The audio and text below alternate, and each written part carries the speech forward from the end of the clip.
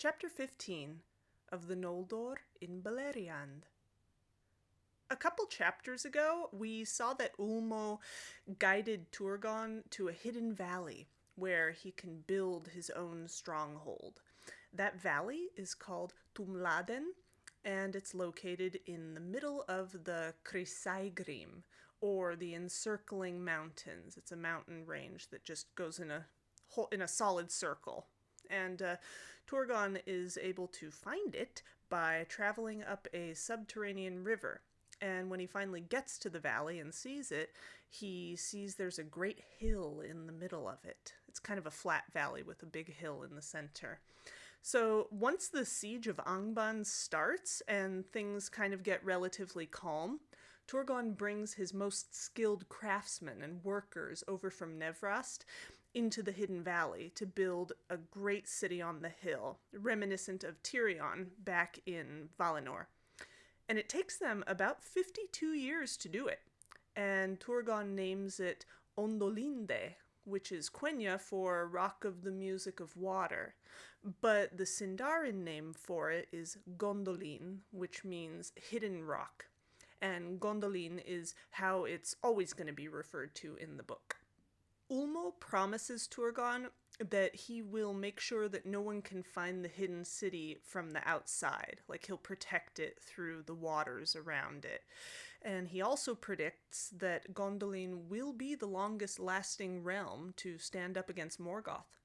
But that Turgon shouldn't get too comfortable there, because he's still under the Doom of Mandos, and the treason mentioned in the Doom may come from someone living in Gondolin itself.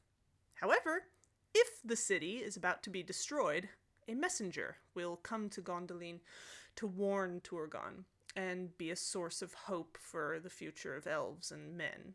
So Turgon has to leave a set of armor and a sword at Vinyamar so that the future messenger can go there, put on the armor, grab the sword, go to Gondolin, and show Turgon that he's the real deal.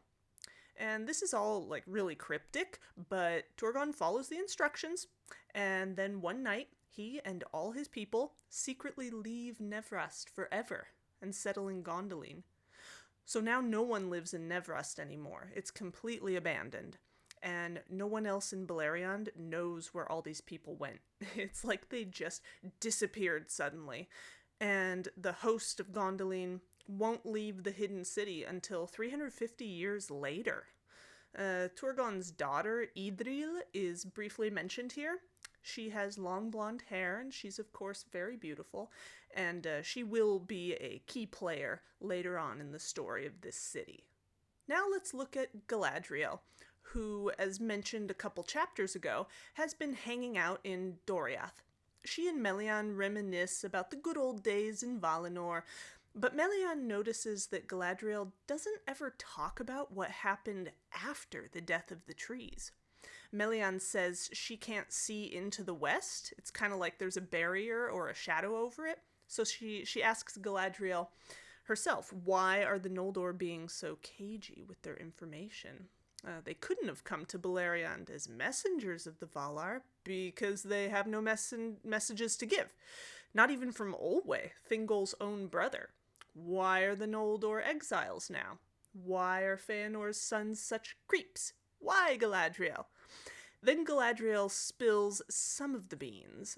She says the Valar didn't send the Noldor as messengers or as exiles. In fact, the Noldor came over against the Valar's wishes, and they came to get the Silmarils back from Morgoth.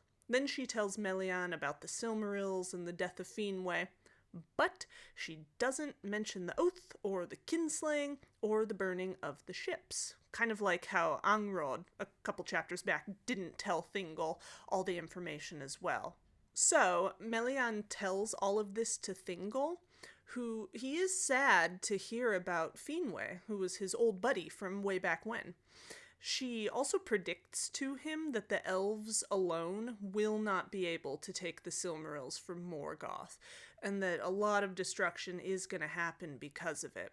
And he says, okay, They didn't come back to help us fight Morgoth.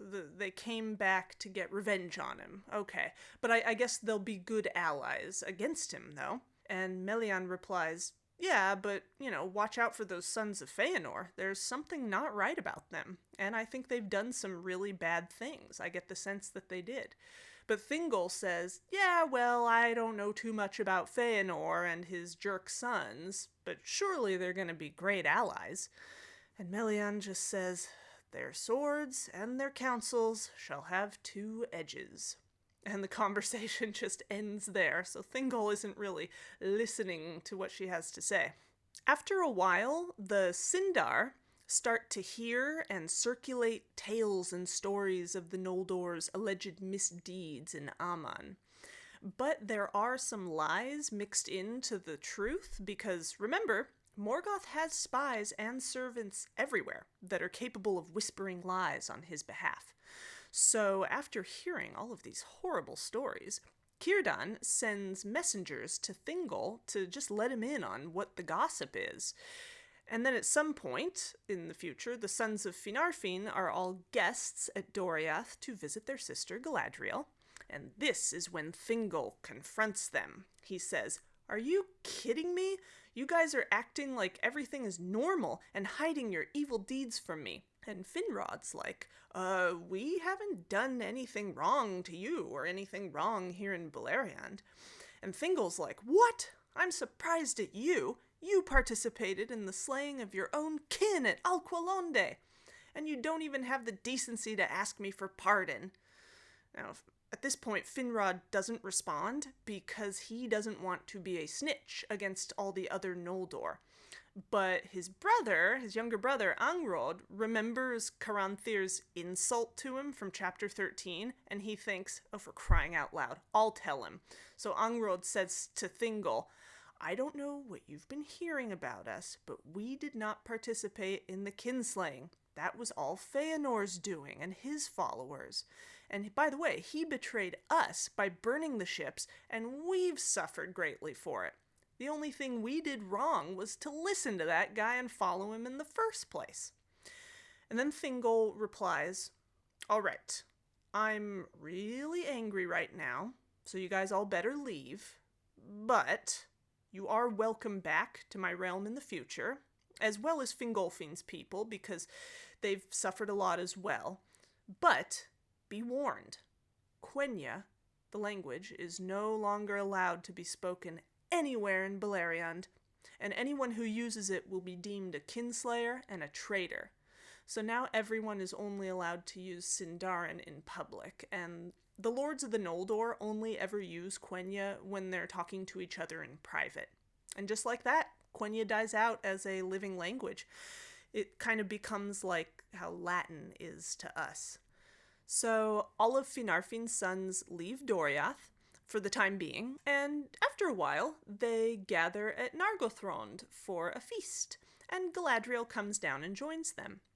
But this chapter ends on kind of a sad note, a bittersweet note. Galadriel asks her brother Finrod why he doesn't have a wife, and he responds with a bit of foresight that he will swear his own oath someday. Now, we don't know what that oath is yet, but he feels like that's in the cards for him.